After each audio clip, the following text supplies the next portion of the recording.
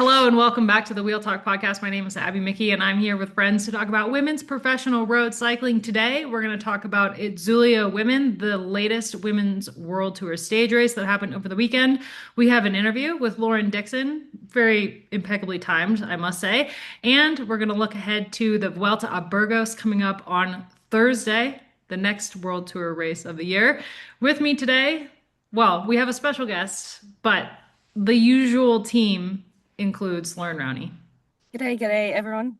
I have to say, any writers listening to this, when Abby picks an interview the week after a race is had, I think our strike rate of that person being quite successful in the race, either winning it or just doing very well, is pretty good. So you might want to sign up for that. Yeah, well, my fingers are crossed that the next person I'm about to introduce has something coming for pre-Burgos that will once again hit that nail on the head. Georgie, how? Oh, Abby, yes, I Pressure. need to get my pen out. The Pressure. boss has cracked the whip. Put my head down. Ah.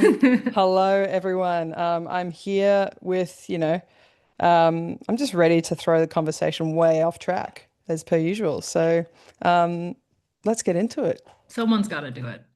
Yeah, Someone's got to do it's a it. hard job. And I'm so thrilled that today we are joined by my partner in crime on the women's beat at escapecollective.com, Matt Neef. Hello, thank you so much for having me back. It's been a while, I think. Maybe even the Tour Down Under, I think was the last time I was on. So that's forever ago. It's too long, actually. Like, Too long. way too long. No, I'm glad to be Well, here. Thank you for having me. we have so much to talk about today. Most of it is going to be Itzulia, but I think we start because we have a very Aussie group with a little bit of interesting news slash sad news that dropped last week pertaining to the Aussie riders, and that's that Neef Bradbury is undergoing iliac artery surgery this week, and she posted on Instagram about finding answers.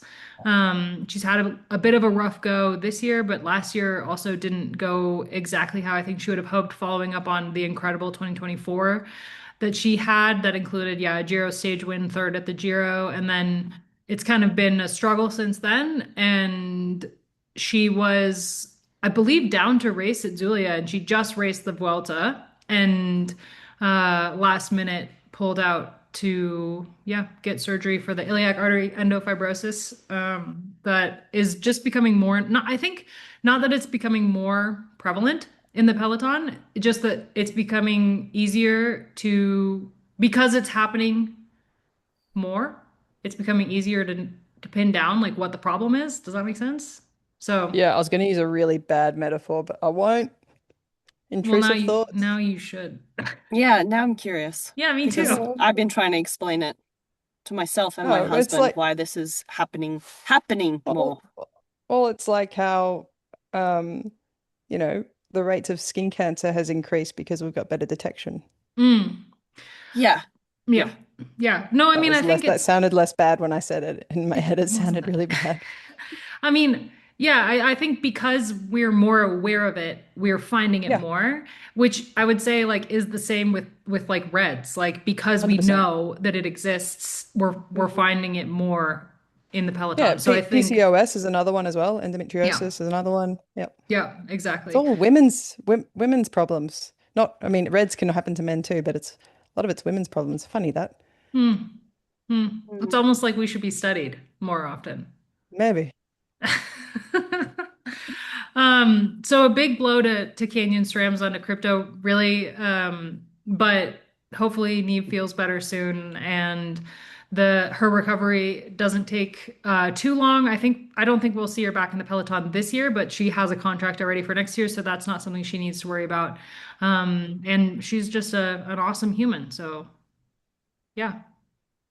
Good that she got some answers.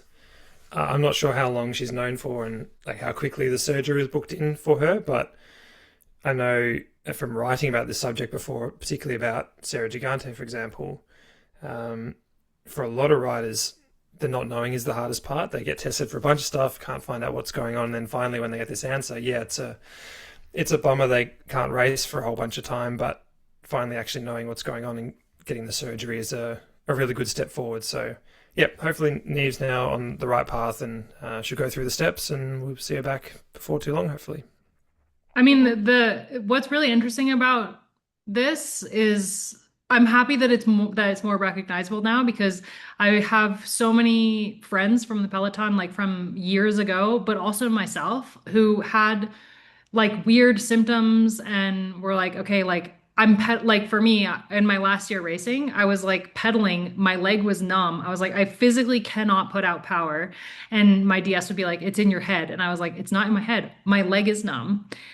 And now looking back, it's like now that this is becoming more of a topic and like more people are being diagnosed with it, I've talked to multiple riders who are like, yeah, I for sure had that. Hmm. Hmm. And Yeah. like 4 years ago is just written off as being in your head, which is a very common phrase, unfortunately. Mm. Um, all right, let's talk about Itzulia. This race is the Spanish race following the Vuelta, 3 days. We always see an interesting lineup where you have some crossover from the Vuelta to Itzulia, but it also has a lot of new riders coming in who maybe raced earlier in the year or raced the Ardennes but skip the Vuelta. So it's always an interesting mix of riders. This race is also mostly dominated by two, or it's always been dominated by one or two riders. Every single edition so far has either been the same rider won every stage, like in the first year, Demi Vollering swept every stage and the overall, and ever since then, it's been one rider winning two stages and another rider winning one stage in the overall every single year without fail. Which I have a rant about later. But Mm. this year, those two riders were Dominika Włodarczyk and Mischa Bredewold. Bredewold won the opening stage. She's won two stages in the last two editions, but come second in the GC both times. Or not won the GC both times. And she won the first stage and the overall. Dominika Włodarczyk won stages 2 and 3 in very different ways. So let's dive into it. The first stage kind of set the scene for the rest of the race. I think normally like this race is hilly, but it's not like good for the sprinters, but it's not really for the climbers. And there was multiple instances throughout the three stages where the climbers really tried to force the race to be a climbers race, but there just weren't long enough climbs to make that happen. The first stage, we saw Antonia Niedermeyer, who looks to be on very good form, probably the strongest climber in the race, one of the strongest climbers in the race, but just the climbs weren't long enough for her. She forced a group of five riders to go off the front of the last climb of the day on stage one. That was Lauren Dickson of FDJ, Brianna Marcus of Little Trek, Yara Castelline of Phoenix Premier Tech, and Bredewold had to chase to get into that group, but she was close behind over the top and was able to catch up with them. There was a group close behind with 8 kilometers to go. They got within 15 seconds, but they weren't able to catch them. And Mischa Bredewold won the stage and took the overall. Even though the gap to the group behind wasn't very big, it was kind of those five riders like in the mix for the overall in the next couple of days. But I want to focus in on Bredewold first before we talk about Dominika Włodarczyk and FDJ, because her stage one win, I think, was not a surprise at all, coming off of the form that she had at the Vuelta, the history of her history in this race specifically. But you could kind of tell from the early stages of stage one that she was not going to take no for an answer when it came to the GC with this race. She was going for intermediate sprints. She was sweeping up as many bonus seconds as she could. And how hard she had to claw to get into that group of five over the final climb under the pressure of Niedermeyer was really, really impressive for a rider who is like a rouleur, kind of. She's not a sprinter, she's not a climber, she's a really great domestique, but she has just over the years racked up such impressive wins. And I think she is overlooked a lot because she's on SC Works Pro Time. But I feel like she keeps forcing herself into the conversation of being one of these great riders who can win on a lot of different terrain. You know who she reminds me of? Chantal Vanderbroek Black. Oh, I love that. I love that for her. Because I think Gracie is someone who's spoken at length about that. If you look at the Palmares of Chantal over her entire career, it's super impressive. I mean, also former world champion.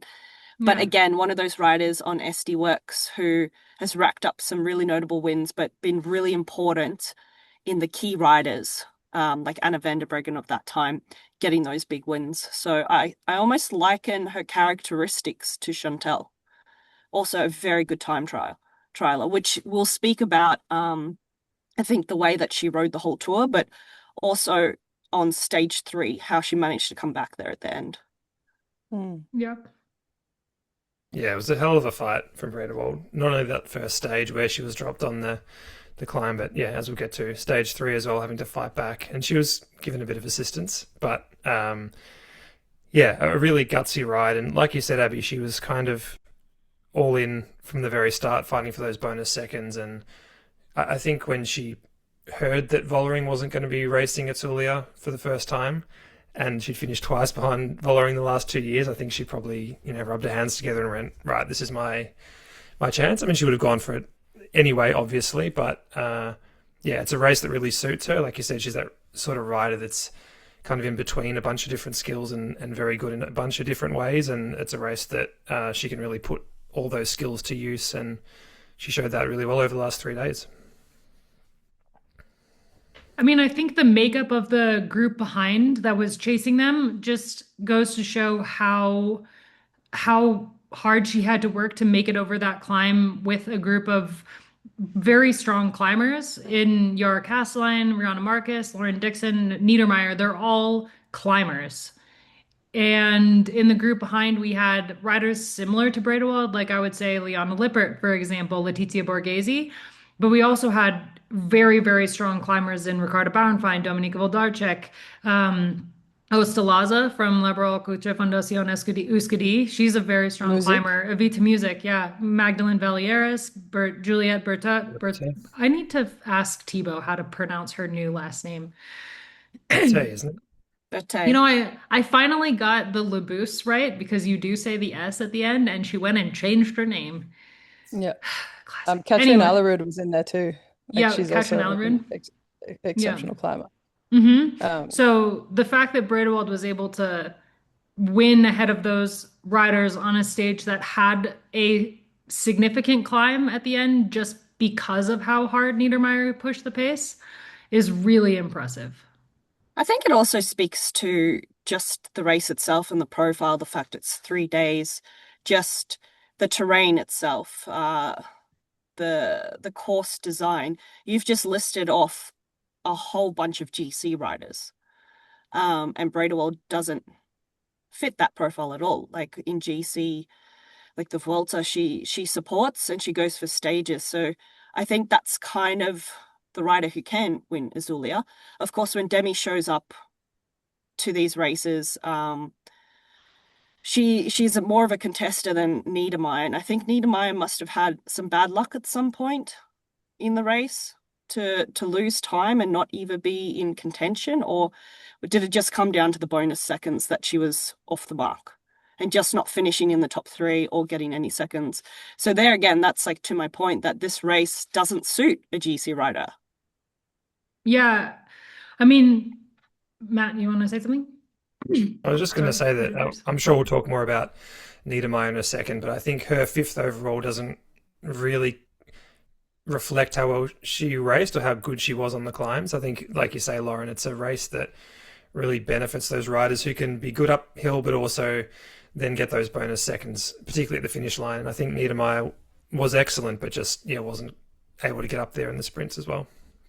Yeah, I mean, jumping ahead to the third stage where Bredewold won the overall but not the stage and had to fight really, really hard to be up there, even in the front group at the end of that stage. She had 29 bonus seconds at the end, and the gap between her and Niedermeyer in the GC overall was 29 seconds. So Mm. what really won Bredewold the race was she was fighting for bonus seconds the entire race. And there were times when Liana Lippert was going for bonus seconds, but Dominika was going for bonus seconds. But in the end, Bredewold's win on the first stage and the bonus seconds she got there, and then every single intermediate bonus second that she fought for is what won her the overall.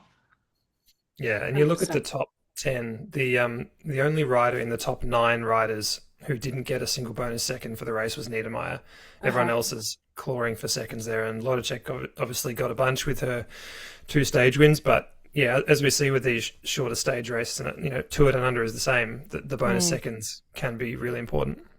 Which I think, Abby, is something you want to dive into later, right? I do. I do want to talk about the bonus seconds. Yes. I'm intrigued. Well, I mean, like you look at like how would you class Rueg and Bredewold? Like, obviously, because I mean, Rueg obviously does exceptionally well at TDU, and then Bredewold wins this race. But is it also the role that plays in races that Rueg also is in, that isn't in the same group as Rueg at at the tail end of races?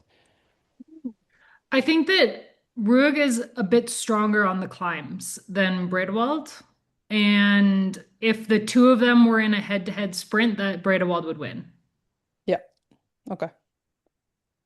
But if Rueg was here racing, how would she stack up against Bredewold?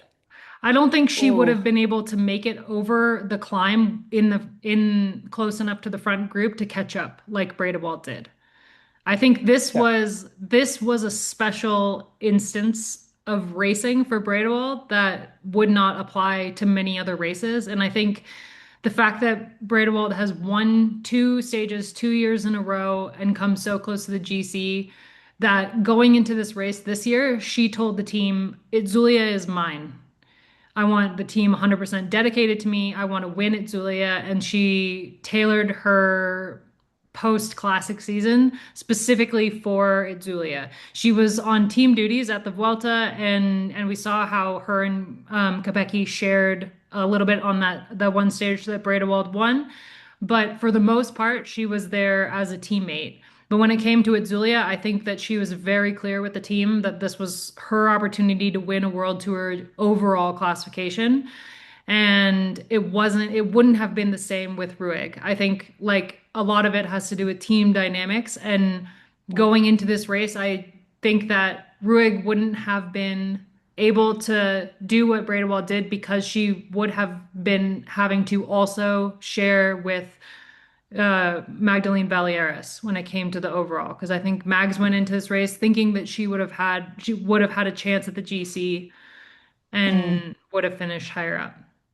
I think on that point, I love these hypothetical situations because the world champion wasn't climbing in the first four or five. Like she rode well, but she definitely wasn't a standout in this race. If Ruig had been how she was at the start of the Volta before she crashed out of the race, unfortunately, they would have changed tactics pretty quickly. And in fact, if the DS was paying attention to how this race has been won in the past, I would have backed Rueg above the world champ and had sole leadership with the opportunity, if the climbs were too heavy, that Magdalene could go for the win. That's how I would have approached it, to be honest.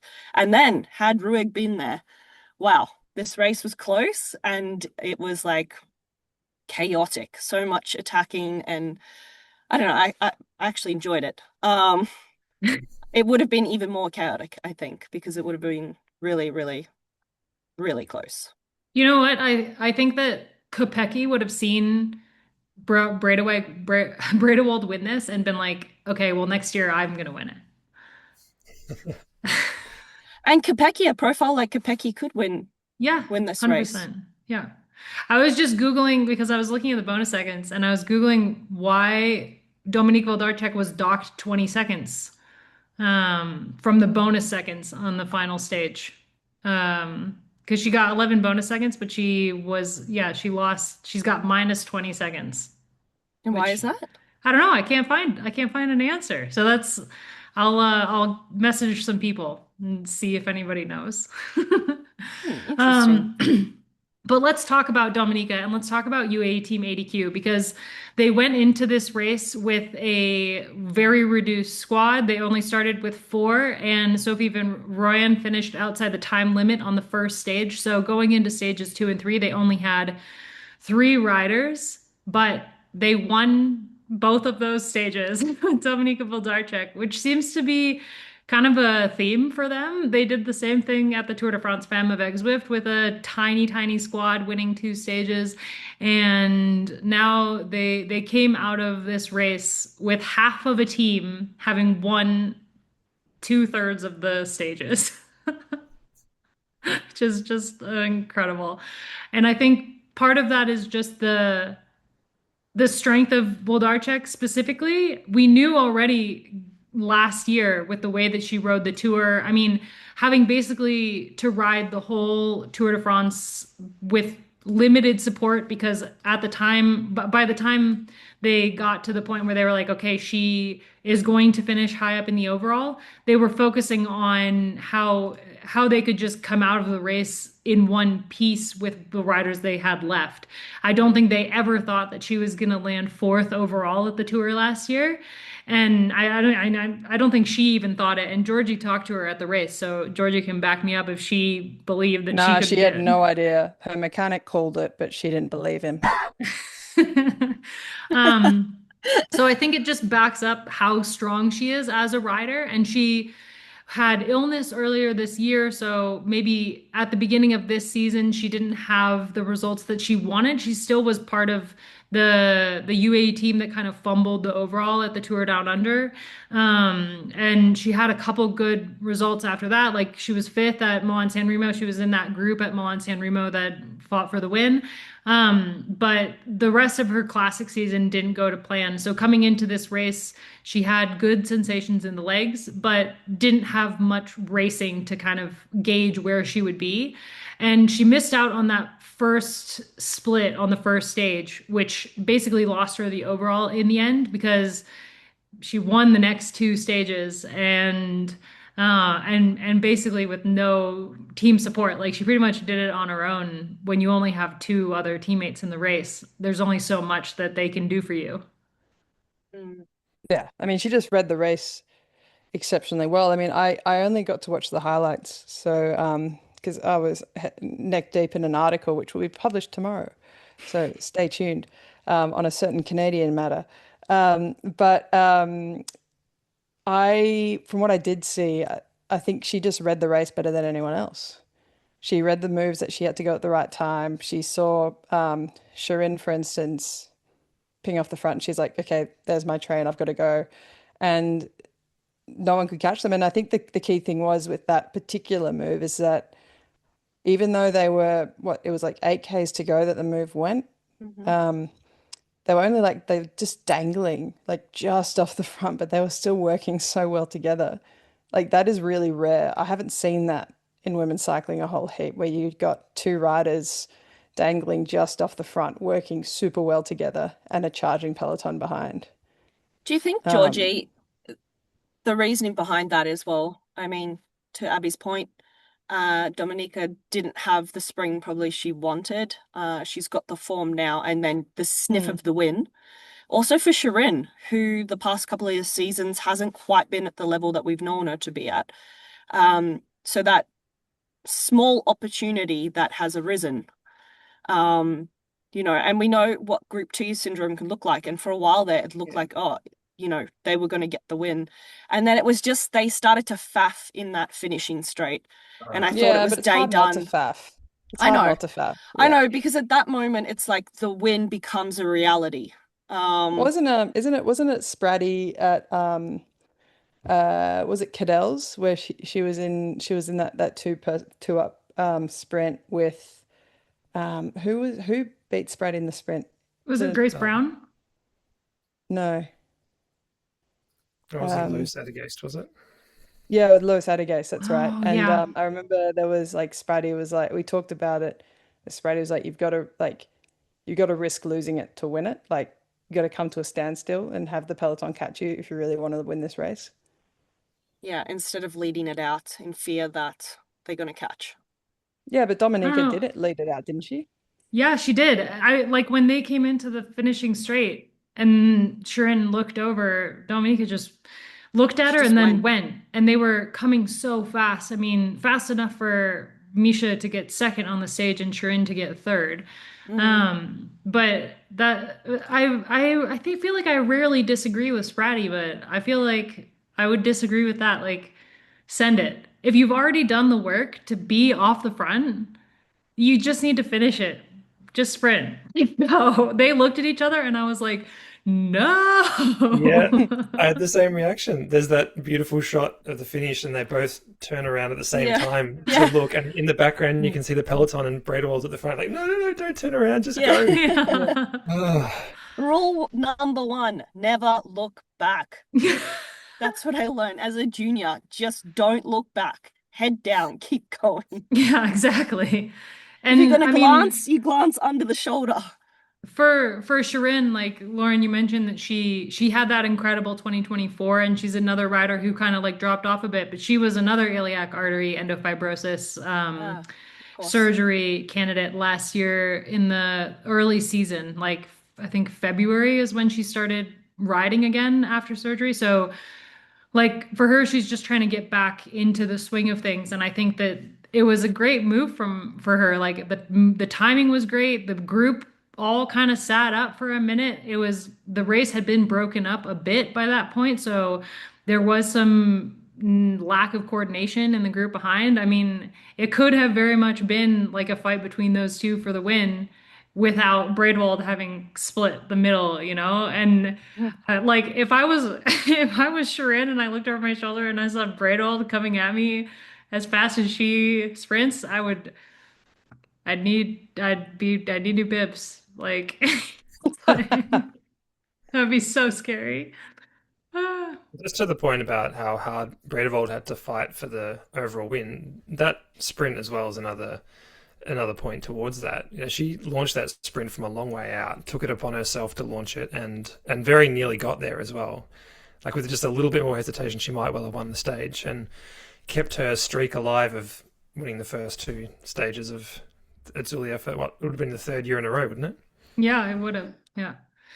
And with coming second on that stage, she was able to get 11 bonus seconds, which then played into her overall win yet again. All right, speaking of UAE Team ADQ and their two stage wins at Itzulia, there was a little bit of chaos over the week last week after Paula Blasi's incredible win at La Vuelta.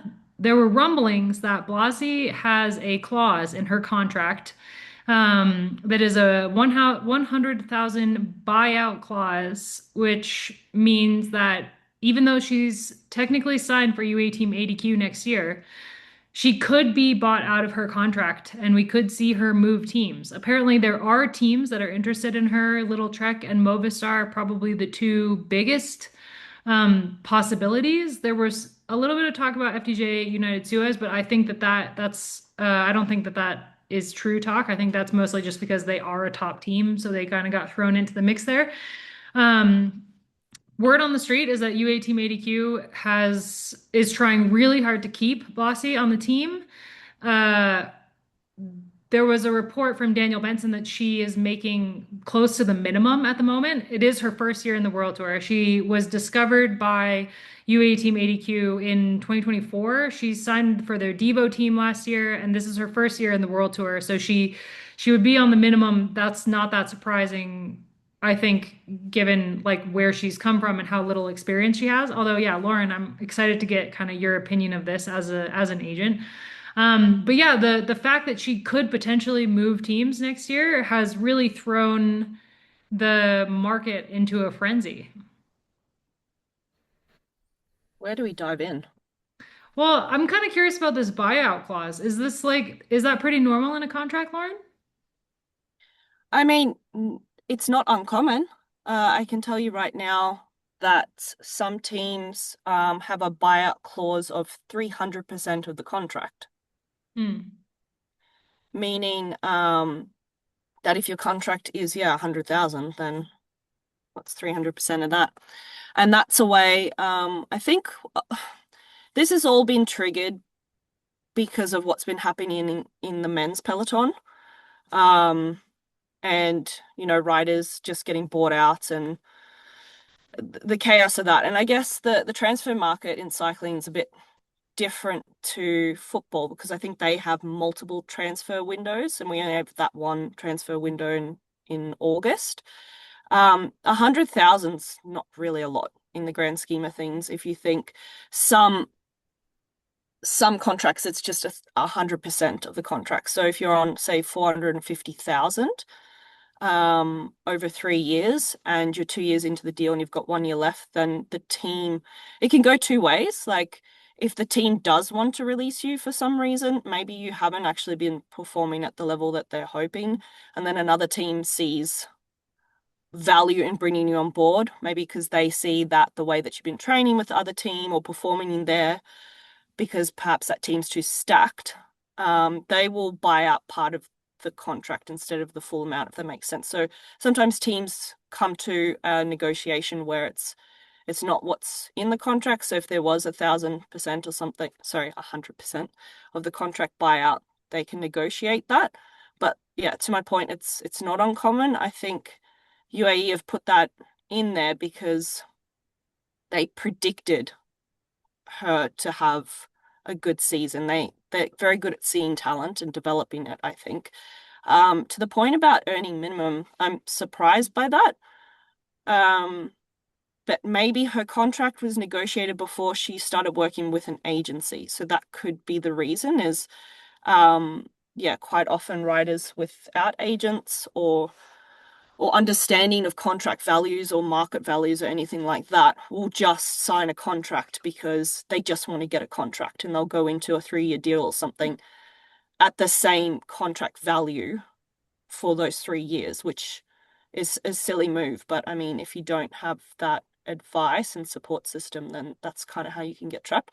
So 100,000 is not a lot, and a lot of teams would be able to buy her out of that contract pretty easily if she decides to move, particularly the teams that you've listed off. So right now, I'm sure UAE are going to make her a very lucrative offer. I would say she should stay where she is, because it seems to be working, and I'm sometimes of the opinion, or often, don't fix something that's not broken. And if you feel good in that environment and the coaching's working, and everything around it, then there's no need to move elsewhere. And I would say that the UAE probably have the budget to do it. If they really want someone, they're going to make it work. They're going to find that extra budget. Abby, you wrote a really great piece about the whole drama last week. I thought it was really excellent for anyone that's listening that hasn't yet read that. But there was also a comment on that piece actually from Chris Marshall-Bell, who's a freelancer who does a bunch of work with us. And he was saying that Alex Carrera, who's Blasi's agent, as well as Pogacar and a bunch of other riders, he apparently told Chris Marshall-Bell the other day, quote, "My aim is to make Blasi the first $1 million rider in the women's peloton." So, I mean, Loren, I'd love to hear your thoughts on that, but that's a lot of money, but she's a very talented rider. Yeah. I don't know how much I can say, but I think in general, like people listening to the podcast, yeah, I'm a big women's cycling advocate, and I don't understand a statement like that. I know there is a certain reputation with that particular agent and his approach. This is not men's cycling again. And okay, the numbers that he's pushing for his male clients, he's a good agent in that way, in some ways. I don't agree with his tactics overall, I have to admit, all that agency in general. But it's just a ridiculous statement to make. And I think putting that kind of pressure on a rider, I don't know if it was you, Abby, who made the point, who is, okay, she's just had her first Grand Tour win, but how many young riders have we seen as well have these phenomenal performances in the first couple of years of their career, and then they aren't able to to maintain or Yeah, I um call them shooting star talents. this is it.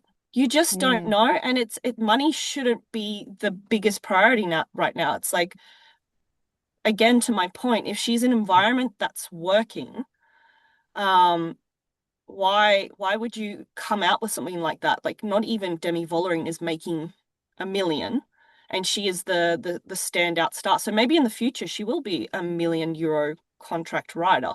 That's great. But it's just, I find it's kind of a stupid statement to make now. Like, and there's just so much fuss, and I wonder how she's feeling all about this. It's so exciting. She's just come off this huge win at the Vuelta. And she is a big talent, but I just hope she goes to or stays in the environment that's going to continue to develop her in the way that we hope that she will develop. Um, I don't even know if I answered your I question. mean, if this is kind of a ploy to just get her a bigger contract, which I do think she deserves more than minimum. Like Oh, she deserves 100%. more than what she's making, and for UAE to give her a new contract for next year makes total sense to me. But if it's kind of a ploy to get her closer to €1 million, it's it's really disrupting her place in the team that she's in right now. And if she is to stay with the team, then there is this whole saga now that went on when she was already contracted with them in the first place, and they've made her a more an offer that matches the races that she's won so far this year. But it's also like, to me, it's kind of crazy that we're having this conversation after like literally 1 month worth of results. She had an incredible month of racing. She's an amazing talent. I can't wait to see where she goes from here.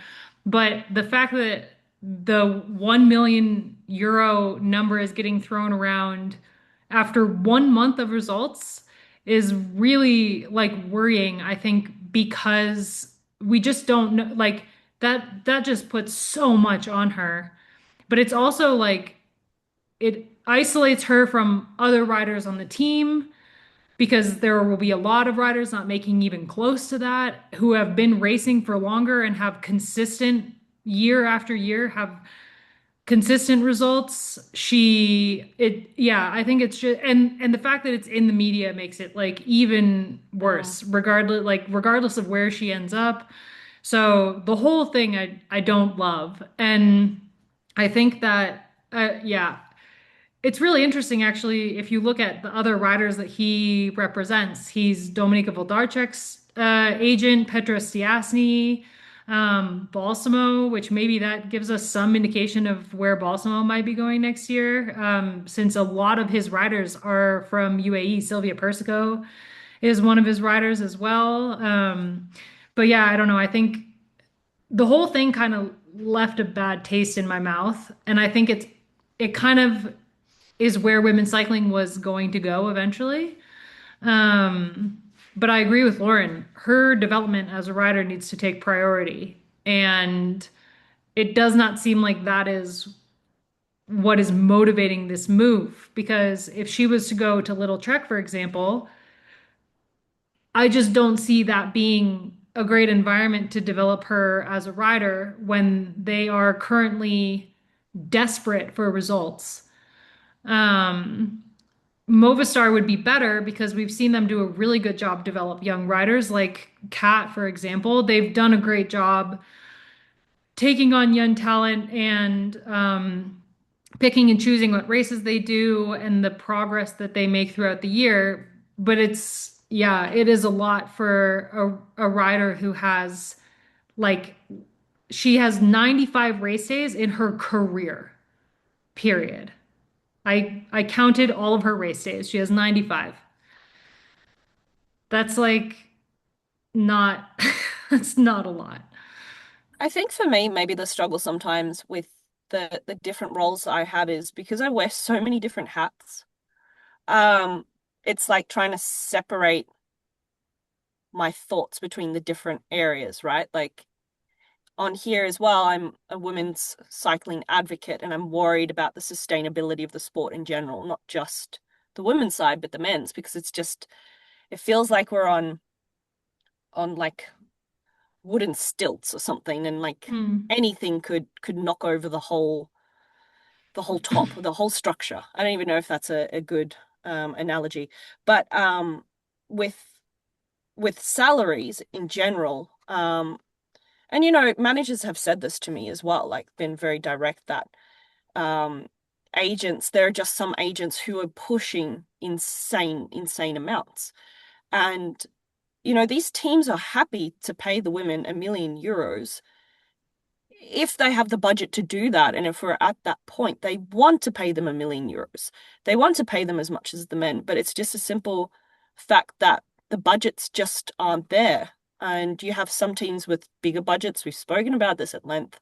And then you've got the other ones who are just trying desperately to keep up, um, and to be able to secure those riders to sort of bolster their roster. It just becomes quite difficult, because they just can't afford them. And so I'm hoping we get to that point where we have these bigger budgets and we can pay the women more. But it's just this balancing act, um, which is just so difficult at the moment. Well, he represents like more than half of UAE Team 80Q. Yeah, so Yeah, this monopoly is not a fan of it. yeah, I'm curious who your take on this, Georgie, but also some agents have stronger relationships with certain teams. Hmm. Oh, 100% they do because Yeah, like, and I think it's also a nationality thing. I think yep. like there's some big loyalties there. Um, I think yeah, it's like, it's hard for a writer to negotiate a contract when they speak a different language to them. Yeah. So I think that's also part of it as well. But you have to think like, what's in it for him? Is there any kickback? Like, like agents, like church and state, right? Agents should be impartial from teams, but at what point does it get too cozy? Great point, Georgie. Yeah. Well, I think it's something that will develop as the year goes on, but is definitely making waves on the management slash agent side of the sport. Something that is, yeah, rapidly evolving year on year and is just getting crazier and crazier, with very little safeguards put in place for the benefit of the riders. So just another layer of women's cycling. Surprise, So surprise. let's get back into Itzulia, and then we can talk about FDJ. So that kind of works out perfectly. Nice segue.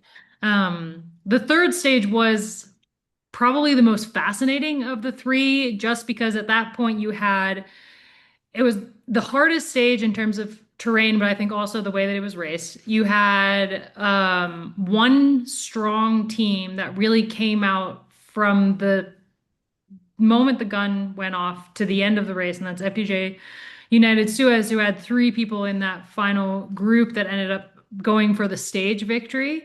But the makeup of that group when it split, so we had FDJ over the course of the race, they put pressure on every climb, and Niedermeyer did as well. On the final climb, there was enough pressure put on the race that they were able to drop Bredewold, and she had a over 30-second gap when she got to the top of the final climb. So at the top of the final climb, it was basically downhill to the line, and she was 32 seconds down from a group of five, which was Ostalaza. Wait, hold on. Sorry, editors, I'm on the wrong page. Okay, I'm back. You can edit that. Seven, a group of seven. Thanks, Matt. People really need to correct me more anyway. A group No, of, why would we do that? Interrupt your flow? yes, please interrupt my flow if I'm wrong. A group of seven off the front that included Włodarczyk, Avita Music, Lauren Dickson. That's the really interesting one. Ostalaza, Yara Castellan, Juliette Berthet, Antonia Niedermeyer. And behind, you had a chasing trio with Bredewold, Rihanna Marcus, and Ricarda Bauernfeind. Ricarda Bauernfeind was doing a good amount of work to try to keep Rihanna Marcus on the podium because at that point she was third in the GC thanks to being in that front split on the first stage. But Marcus was getting distanced on the descent quite a bit as Bredewold was putting pressure on that group. And Bredewold's descending was like next level. She brought back like 10 seconds from that 32-second gap on the first descent going down to the finish line.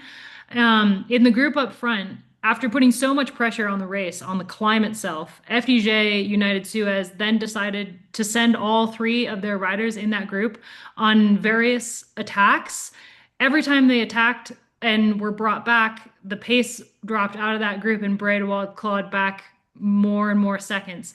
She ended up only catching them in the final like 800 meters of the race. And Dominika Włodarczyk, who basically just got to sit pretty for that entire run after making it into that split, sprinted to her second stage victory. Behind her, behind her, you had Avita Music sprinting for the stage win. Lauren Dickson sprinting on the other side of the group for the stage win, same team. So they go 2-3 with Avita Music going second, Lauren Dickson going third, meaning that Avita got 6 bonus seconds and Loren got 4 bonus seconds. Loren was able to get onto the podium in third, but in the overall, she finished third overall, tied with Yara Castelline for 21 seconds. So had she gotten second on the stage instead of Avita Music got second on the stage, her own teammate, she would have been second overall in the race. Now, Lauren Dickson, like, is so new to racing. It is her first year, like really racing on a world tour level. She proved herself she proved to be a talent last year at the Tour of Norway, where she really burst onto the scene, and then she was picked up by FDJ United-Suez. And I think going into this race, like I have a lot of thoughts about why the team didn't just commit to riding for her. But what ended up happening at the end was they successfully dropped the leader of the race. They could have won the race overall with Lauren Dickson had she finished second behind Dominika Włodarczyk or even third. They could have won this race, but instead, they had all three of their riders on basically fumbling the gap that they got on the climb, and Bredewold was able to time trial her way back into the group and win the race overall. So it was a really bizarre call tactically for FDJ United-Suez. In the end, kind of just was a bit, I don't know. I don't want to be harsh. I feel like we give them a lot of love. So maybe this is like the balancing out because I feel it was a bit embarrassing to finish second and third on the stage. And because of that, like Loren missed one other step on the podium. And it would have been a huge result for her. Whereas like getting second on the stage for Avita, like that is a confidence boost for sure, but is not, she's capable of a lot better things than second on the final stage of Itzulia. So it was I was watching the stage just like, what are you doing? Who It was was a in very the car? Do we know? couch director moment for me. I think to add a little bit more context to the listeners, if you haven't really looked into the results and the numbers and the time deficits. So going into stage 3, and I'm not sure of the time bonus situation once we were reaching the end of stage 3, but going into stage 3, Lauren Dickson was on 4th, just 4 seconds behind second place Yara Castelline. Mm-hmm. So in the scenario that Abby is playing out there, you have Yara Castelline and Lauren Dickson in that group, but of course, Yara has no teammates. Lauren has 2 teammates. In a hypothetical situation, now Yara did sprint for second on stage 1, and she's quick. She's a cyclocross rider and has a good punch. To your point, Abby, yes, if they had ridden full gassed to the finish line and managed to maintain a gap of, even 10 seconds. Yeah, like Mischa. 18 seconds over Mischa. I think they could have made it to the finish with 18 seconds over and her. let her out, full commitment to a lead out, so she has every best chance at winning the stage. Then yeah, hypothetically, she could have ended up as the GC winner. I do wonder if going into that finale, even though you had Marcus and Bredewold, who is the leader, if they just thought, let's just go for the stage win and it doesn't matter who wins, like a stage win is better than second or third on GC. I'm curious to hear your opinions of that, but in my thought process, that would be the only logical decision in that moment is the stage win is more important than second or third on GC, and the win is not guaranteed, the GC win. That's how it looked to me. I would love to hear from Yeah, I think someone so. within the camp and what the plan was, how they were tackling that finale. Because you're right, Abby. It was a bit strange watching it play out, but it looked to me like the goal was the stage win. The way the three of them were attacking, it looked like they were playing the numbers game that they had. They had three of the seven riders up front. They were all attacking over and over. Dixon was attacking as well, even though she was highest up on GC of the three of them. So it seemed like they were playing for the stage win. But even then, I feel like they should have known that they had the chance to win the thing overall, and that surely should have taken priority. Yeah, I mean, I don't think that We an like, overall win well, for Lauren was completely off the table. no, Great. it wasn't. And I just wonder who was in the car. Do we It know? wasn't Lars. It was one of their other DSs, Nicholas Mayer, Because like who, yeah. he should be doing the calculations, and they had time to calculate and ascertain who was in that group, how far away Misha was, how much they had to push. I honestly think you go for, yeah, I mean, if you got the, even if it's just a small potential to go for GC win, you go for GC win. But here's my theory, and I might be completely wrong, but I was talking to another rider who was in the race who was saying, I can't wait to listen to the podcast when we break down the FDJ United-Suez tactics, um, about maybe why they raced it the way that they did with the riders that they had. I think it all does kind of tie into Vollering being on the team a little bit because whenever they go into a race with Vollering, you have these two exceptional riders in Evita and Juliet, who on any other team would be a GC leader in races where they have to support Vollering now, especially Juliet. And so when you go into a race like at Zulia, they have leadership, the two of them. I don't think that they were expecting for Lauren Dickson to come in stage one and outperform the two of them and put herself into a GC position, a position to take the GC. And the team is hesitant to turn to Evita and Juliet and say, okay, now you're riding for Lauren Dickson, who is brand new. It's her first season, like fully racing.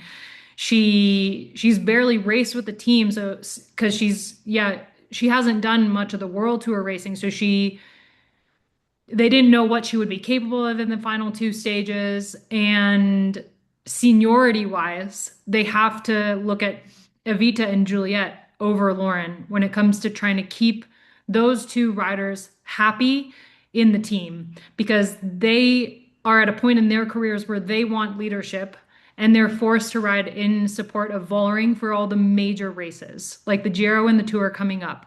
So when they came into Itzulia, they were expecting leadership.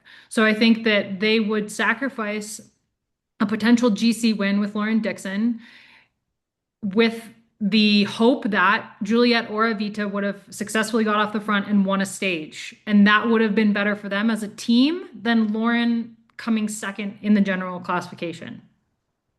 Hmm. That's an interesting Good. take. That is a I very like that. interesting take. That's my theory. I mean, because when you have a rider like Vollering who is just so good, they have to support her in most of the major races. And it just means that when you go to other races with riders as strong as Juliet and Evita, that they have to keep them happy. They have to give them leadership regardless of who on the team is stronger on the day. That's it. Yeah, this Yeah. is a fascinating take I on might this. be And wrong, no, but I don't I know. agree with you, but I'm of the No, I actually think opinion. I actually agree with you. Yeah, I agree with you, but I'm of the opinion that if a rider, regardless of her seniority within the team, is just clearly better, winning a race is winning a race too. But But I think yeah, politics comes into play regardless of what the heck you're talking about, and this is just politics. yeah. So they gave them, and I guess that's to my point, with regards to the stage win, was that was going to be their best opportunity. It was the last stage, and they're in a small group. They weren't going to sprint for the win if it stayed together. I guess based off what I was saying about Castelline, I think on paper she's quicker. Had Bredewold not come back and been in contention. So yeah, your theory definitely has legs. And when we speak about team culture, I think that also plays into it, right? It's it because I mean, do you guys remember when they signed Labus and Music, FDJ? Yes. Yeah, music's Well, been sorry, on the they signed Labus team. and Yeah, they signed her the same year as signed Labus. Vollering. Yeah, and then later on they signed Vollering, but Hmm. there was all this pomp and ceremony about how Labus will be the climbing leader, blah blah blah, etc. etc. etc. And then they signed Vollering, and then it's like, well, shit, did Labus know that Vollering was going to be coming onto the team? Um, Mm. yeah, I think this is possibly something that is just simmering in the background. This like not resentment, but it's like, yeah, I guess like an expectation like we were brought into this team under the proviso that we'd be given X. We weren't. So will we be given other opportunities if we give ourselves totally to this new mission that I think the World Tour calendar is big enough that you can have two big GC type riders. There's enough space. It's just the budget, right? Not all teams have the budget to have such stacked teams, but I think, from my opinion, there's space. Of course, Vollering is a standout, so Vollering is always going to get the Tour de France Femme. Um, a rider like Labuse, if she thinks she can honestly win it, then she would have to move teams, right? yeah, But they'll also, also be at the Tour de France Femme, just in support of Vollering. the other argument there is that Berthet and Musique both had a chance at the Vuelta. Oh, sorry, Labuse. Dear God. See, Sorry. I'm it's not Sorry, sorry. just me. that's sorry, Georgie was going with Juliet. I'm Labuse. sorry. I'm so I'm sorry. sorry. Oh, Julia, guys, my dog just Juliet farted. Bertet. Oh, my dog just farted real bad. That's what Nix thinks about that. Shame on us. Juliet, I got karma. I'm sorry. Sorry, continue, Matt. Oh God. Oh, I was just going to say that I think they had an opportunity at the Vuelta, and I'm not saying that that should be their only opportunity, but Demi wasn't there, and they got to lead at a Grand Tour, and the team was in a position to win potentially the overall at Itzulia, and if Abby's theory is right, then they put the politics over the potential to win the overall, and yeah, I'm not in a position to say if that's right or wrong or not, but I do think it's important for us to shout out Lauren Dickson and how well she did this week. Yeah. I'm sure you'll talk more about that, Abby, but the fact that she was the best climber on stage one out of that team, out of her Berthet and Musique, is pretty incredible for a rider who's so new to World Tour racing. Agree. I mean, she was incredible. I feel like her strength like really cannot be overlooked. And I think when talking about how FDJ fumbled the race on the final day, it also like doesn't take away with the strength of Bredewold and the chase that she did to get back into that group. Like she said after the race that she was seeing spots by the time they got closer to that group, and she had to ride out of her mind to get back into that group. So I think that like whatever failures on FDJ United-Suez's part, Bredewold was the strongest rider in that race. But Dickson was the strongest rider for FDJ United-Suez. She had such an incredible race and she's such a new talent. It's really exciting to see that when the race was not only for the climbs, but also that she was able to be in the right position to be in all of those moves when they happened and she was in the right place every single stage. She was exactly where she needed to be, not as the protected rider of the team as we saw in the final stage. So I think it's just really like speaks to her talent and what she's capable of. And I just can't wait to see what she does, what's coming for her for the rest of her career, because it was just such an incredible ride from someone who, like, before this, I mean, her first World Tour race was what, TDU in January? Like, Yeah, it's really, really Tour of Britain was her first World Tour race Last year. last year. that was While pretty she was gnarly still on a first club race. team. Yeah, still on a continental team. And then her first race with FDJ was TDU, which was she was fine. She did barely any racing throughout the whole spring. She did Liège-Bastogne-Liège and Binda, but other than that, she did mostly like 1.1s and 2.1s. And so this was her first European soil World Tour road race, continental Europe.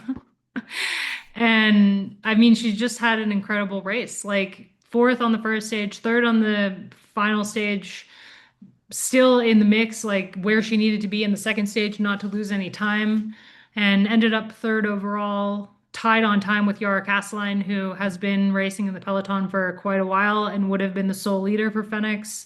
It's just a really, really impressive ride from Lauren Dickson. Can I foreshadow a brief moment from your chat with her, Yeah, Abby? yeah. There's a moment in the interview where you ask her about her goals, I guess, in the years ahead, and she talks about how getting to race the tour next year will be a long shot. And I was listening to that when I was writing up the story based on the interview the other day, and I thought, and this is before Itzulia, and I thought, I don't think you being at the tour next year is a long shot. And I think after this performance, I think I'd be surprised if she's not there at the tour next year. I hope Yeah. she is. It starts in the UK. How beautiful would that be? Yeah. Definitely. She's showing potential. And, going back to her program, I think her program has been really well balanced. Not too much. This is her third World Tour race. So, yeah, the team's doing a good job. And I hope they continue to develop her in this way. And who knows, we might have another huge, big British talent that we'll be talking about over the next years. I mean, I think I can tie this into my other hottest take coming out of it, Julia. Um, and that is that if this hadn't been a World Tour race, I think that FDJ would have ridden in support of her to see what she could do. 100%. No, definitely. That is 100% accurate. Mhm. Oh, she farted again. And Stop it. and it's my opinion that this shouldn't be a World Tour race. Like, there I think that there should be a 5 day minimum, 5 stage minimum for World Tour stage races. There's a place in the calendar for Itzulia, and I think it's a really exciting race. I like the courses. I love the landscape. I was watching the final stage, like texting my husband, why don't more cyclists live in San Sebastian? It's beautiful. He said, because it rains a lot. So sure. But like I love this race. I'm not saying that this race shouldn't exist, but I think the World Tour calendar is not does not work the way that it is, and that 3 day stage races in the World Tour calendar should not be a thing. It's not long enough for a stage race at the World Tour level. That's my take. And also the block. I mean, I speak with team managers frequently, and even if you just look at the start list for this race, 85 riders finished the race, I believe, or at least started the last stage. I don't know if they all finished. Um, it's too much. It's really too much. And the Spanish block, as great as it is, it's way too condensed. And then you move straight into the Giro. And then you look at the back end of the calendar, and it's like, well, after August, what is there really? And now we don't have Romandy. So things have to change. Whether the UCI will ever listen, and do something about it, this would be a great point pro or point one race, and then we could bring in some other teams. So you're still going to get the World Tour teams showing up, not all of them, but you just get a different field.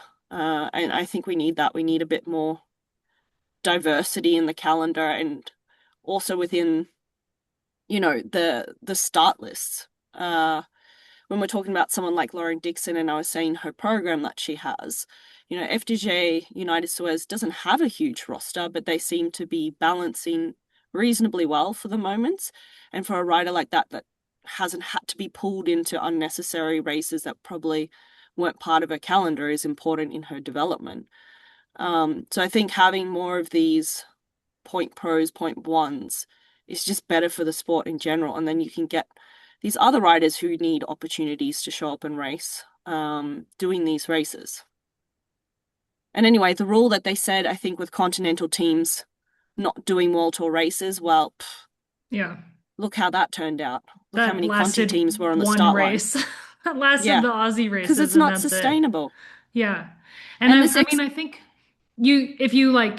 if you took Itzulia out of the World Tour, it's not like the calendar would be losing this huge event. I think it would do more for the race and do more for the women's peloton in general, just because of how strained they are. Like, look at UAE starting with four riders and finishing with three. And yeah, it turned out that they had a great race, but like that's putting so much strain on the team to have a full team of mechanics and soigneurs, DSs, all the cars come to Itzulia for three riders to race is just such a waste. Environmentally, for the team itself, budgetary, like it just doesn't make any sense. And I think you keep Burgos, like slap an extra day on Burgos, slap an extra day on Tour Down Under. Like we just want 5 day stage races for races around the world. Like, heck, I would even see a 5 day Chongming Island because I do think it's really important to have World Tour races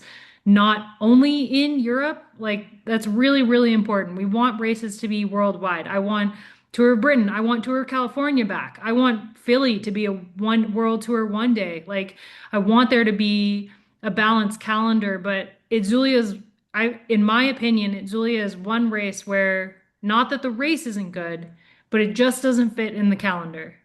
And I don't like that it's 3 days. That was a good minute. Thank you. And I bow. Well, now we have Vuelta a Burgos, and we don't have a start list yet because it's women's cycling. It's cycling. It's cycling. We'll get a start list on Thursday morning, but it will be, I think, an interesting mix of riders who are seeing how their form is pre-Giro, which starts the 30th of May, and some riders who are doing the whole Spanish block of races. So we're going to see new riders coming in that will be lining up at the Giro, and we'll see some riders who raced the Vuelta, like the Ardennes Vuelta Itzulia, leaving. And yeah, I will write about it in the newsletter. I still won't have a start list, but hopefully I can make an educated guess on who the riders to watch are. The stages themselves are quite tame compared to Itzulia. We've got three kind of sprint friendly stages. Stage 2 has a tiny climb at the end. So it's more of like a select sprint, I believe, like not for the sprint. Stages 1 and 3 are for the sprinters. Stages 2 and 4 are more diverse. Stage 4 is the real GC stage. It finishes on the top of Lagunas de Niela, where the race has finished many times. And I mean, this is a race that, like, Juliet, not Labous, won this race in 2022. Vollering has won it twice. Reusser won it last year. Van der Breggen won it in 2021. We've had a lot of top GC riders target this race. And I think with the importance of the Giro this year and the proximity of the Giro to this race on the calendar, we're going to see a very stacked start list when it comes to Burgos this weekend. When Yeah, you say blast in the Spanish the block. when you say the course is tame, Mm. Abby, I think the last climb on the last day is 6Ks at 10%. Yeah, It's not it's tame. horrible. No, but the No first joke. three stages are tame. The first three Yeah, sure, stages. sure. Yeah. Yep. Yeah, yeah. So you can But take just riders. Yeah, go, Abby. I was gonna say, just to put it in perspective a little bit, when Juliet won this race back in 2022, it was a very, very similar course. It was three tame stages, and then the final stage have finished on the same climb. Yeah. And that was when she won ahead of Evita Music. Yeah, So Interesting. that's fun. it's fun. Yeah. When she was on DSM and Evita was still on FDJ. Speaking of DSM, I think we just also need to do one rider shout out to a young rider, Megan Irons, the Dutch Hmm. rider who is a junior world champion. She had a really good ride, and on that last stage, really impressive ride for a first year U23. Just got popped near the top. Still working on her skills within the bunch and descending, but I thought that was a really admirable ride for that rider. God, my English. Dear God. My husband was saying the other day I speak English sometimes like a non-native English speaker. Yeah. I Do you do that? whenever yeah, Mm. I do. Whenever I'm in Latvia, like a lot, and I like talk to Latvian friends, the sentence structure is different. Yes. Oh no, I used to talk about this all the time. We Oh, we speak like Yoda when we're in mm. Europe talking to our teammates. This is true. I think I said something like, "You go not Rosmigalen. to the park?"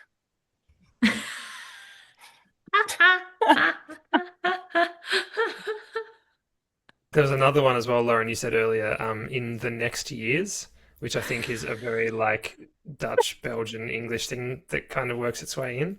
I quite like that. All right, let's wrap up this episode of the Wheel Talk podcast. As always, we'll wrap up with obsessions. I'm gonna just dive way back in the archives for my current obsession. Have you guys ever seen Firefly? Fantastic show. Fantastic So show. good. Yeah. It's a real bummer that Joss Whedon turned out to be a total slime bag because his TV shows are just impeccable. Firefly, that's the name of the TV show? Yep. It's like Okay. a Western, Sci-fi Western, yeah. Ah. sci-fi Western. And where can I Friggin' find it? amazing. What streaming Um, service? I just own it.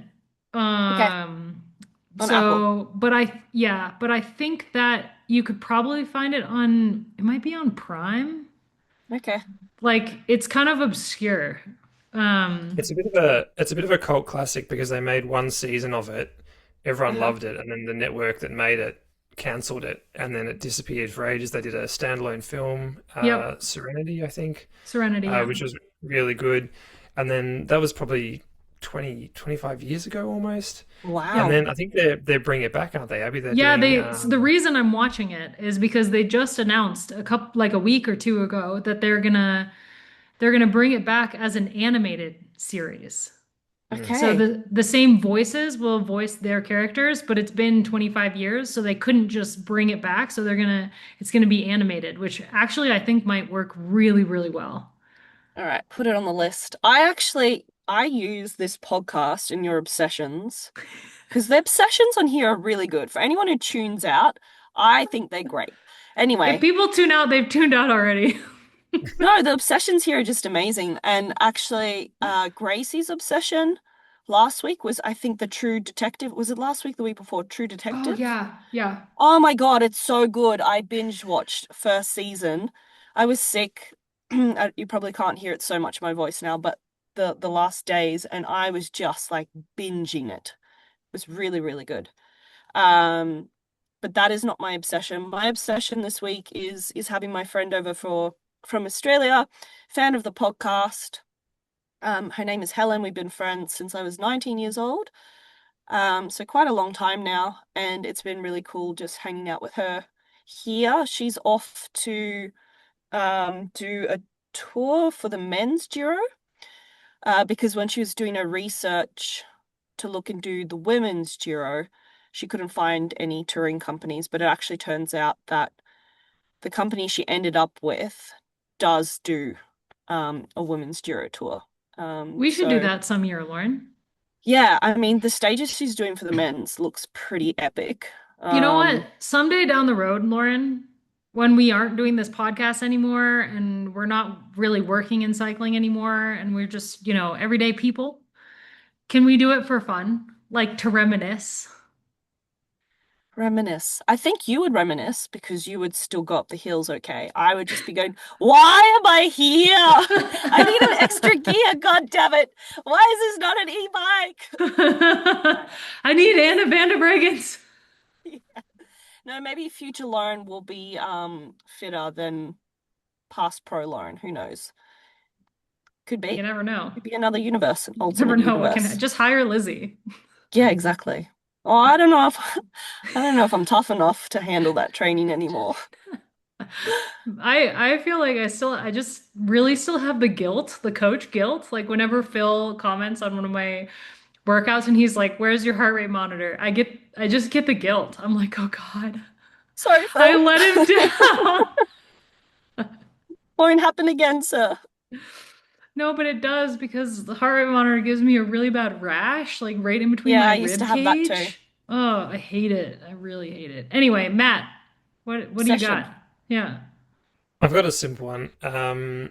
So lately for afternoon quiet time with my eldest son, I've been trying to find fun things to do that are a bit less chaotic than the rest of the day is. And he loves his craft, loves his drawing, stuff like that. So I've been trying to get back into drawing, and I am terrible at drawing. Really, really bad. Like, high school report kind of stuff. Like, Matt tried really hard, but maybe doesn't quite have what it takes. That kind of stuff. And I've avoided it for years because I just haven't been good at it. But I've been getting into it a little bit lately, just trying to, spend some time with him doing something that he really enjoys and try to teach myself to get better at it. And I'm still terrible, but it's a lot of fun and I'm enjoying getting better at it. So just watching YouTube videos and trying to learn how to draw things and learning about 2-point perspective and stuff like this has been a really interesting experience and really cool to spend that time with him. So that's been good. Oh, that's really wholesome. Yeah, that's awesome. Oh, that's cool, man. I draw with my son as well, but my drawing's at the level of his. Yeah. So Oh, it yeah. feels Yeah, good, like, and I just go for I always just draw the farmhouse. I don't know why. Yeah, With 'cause mountains in the it's- background and stuff. It's That's just like my square, it's just go-to. lines. And he thinks I it's the have best thing. flowers. I have flowers dialed. I Yeah. can draw some mean flowers. I love that. Georgie, bring us home. I bought a whole heap of sorry, my camera's off because my internet crapped itself. My dog didn't crap herself though, even though she was farting so much. But in case you were wondering, I went and spent way too much money on drawing and painting equipment. I still like to draw as well. I mean, Matt, do you know Canning Street in Carlton? I do, yep.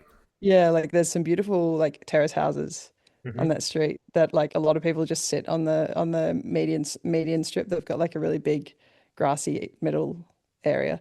Yeah. People just sit there and draw. It's got a lovely golden hour as well. And have you done that, Georgie? No, I just see it when I'm in the commuter cup riding home from work. Behind the long Yeah, one of tails. the best.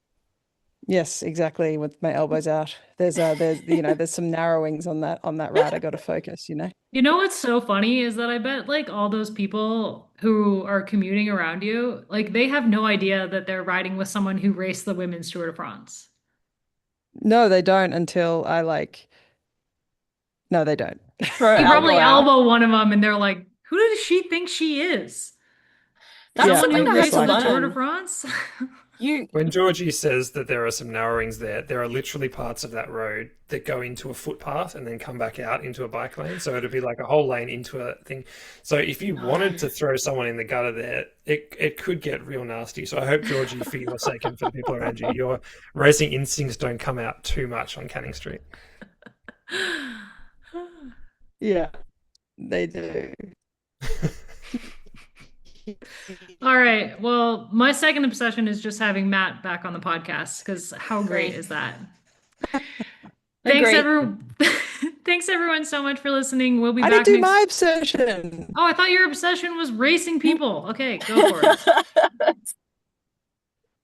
Poor I Georgie. mean, look, my actual obsession's quite boring. It's Georgie, your internet is too bad for your obsession. my obsession is antacid. What? Oh, The internet, Georgie, is like you're breaking up every like other syllable, but we got that sentence crystal clear.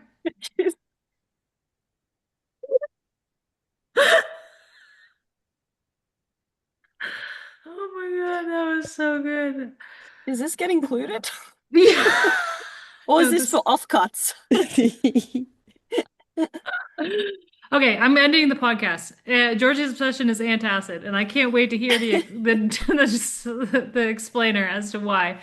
Thanks everyone so much for listening to the Wheel Talk podcast. We'll be back next week to talk about Vuelta a Burgos and look ahead to the Giro. We have some really, really good content coming at you pre-Giro. I've got an interview with Elisa Balsamo. I have a very emotional story with Elisa Lamborghini that I can't wait for everyone to hear. Hopefully, there's a lot more coming. So, we got a lot of content coming in the next 2 weeks on escapecollective.com. If you're not a member, head on over to escapecollective.com/wheel talk. And when you sign up, it tells them that you love our podcast and our women's content. So do that, or just find one of Matt and I's articles and sign off the back of that to tell us that you love women's cycling content. Thank you so much for listening. Have a great week.